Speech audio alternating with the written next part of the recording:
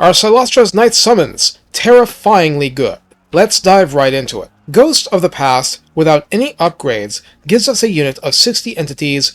Somehow this card says 59, but okay. Health on this card says 6,844. Armor is 0, with what I presume are the 35% small arms fire blocking shields, because this is based on Knights Errant.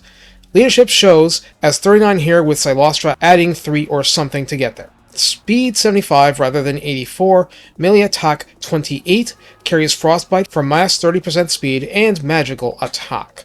Melee defense is also 28, that tracks with a rank 0 Knights Errant. Weapon strength 30 is all armor piercing due to the ethereal nature. Charge bonus is 55, physical resistance is 55%, the unit causes fear and terror, has Strider, and yes, does have access to Lance formation. We now shift to Damned Knights of the Realm. But since you've asked, yes, taking Beyond the Realm locks the other choice for the Questing Knights, which can only be taken at rank 12 and up. This one can be taken at rank 9. You'd have to respec Cylostra, which means 3 in-game turns spent on the bench in the vanilla game. At least you don't have to add a mod just for that. These knights need the preceding pips regardless, so you get 2 summons in a battle, 120 seconds cooldown, and increased number of entities pushes this to 75 Damned Knights of the Realm with 9,300 health unit-wide. These knights have a modified leadership 59 in this screenshot.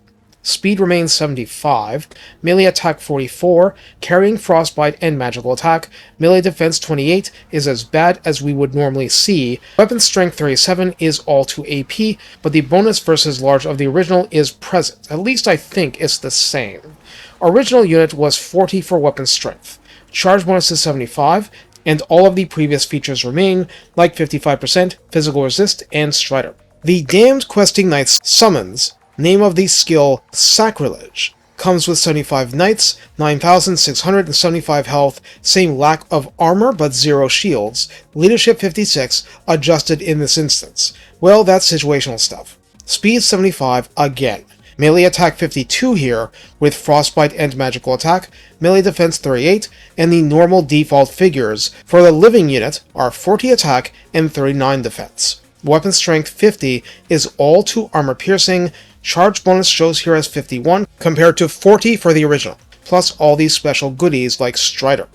How then to assess their strength? Well, you can't beat the price of free.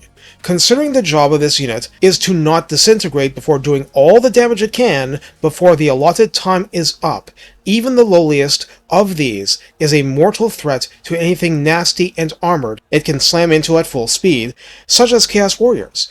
The upgraded versions, which aren't affected by redline skills in any capacity, but can, of course, receive Lore of Vampires support potentially.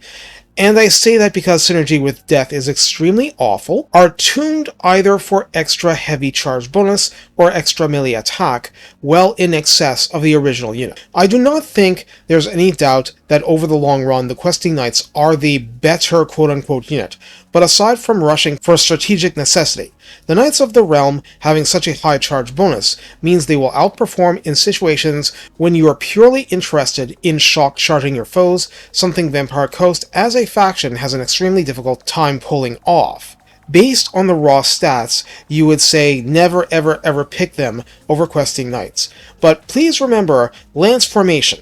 A higher base number receives much higher boosting from a percentage boost, and that formation gives a fat percentage bonus. So it's not that there is no advantage, it's that this advantage is an extremely specific use case, and in others, the Damned Questing Knights will be the better troopers, especially this level of melee attack with magical attack. Frostbite is just helpful. I hope this sums up for you the pros and cons involved, and for the relatively short time you have them on the battlefield, they can have a lot of impact on a battle. But like I said, you can't beat the price of free.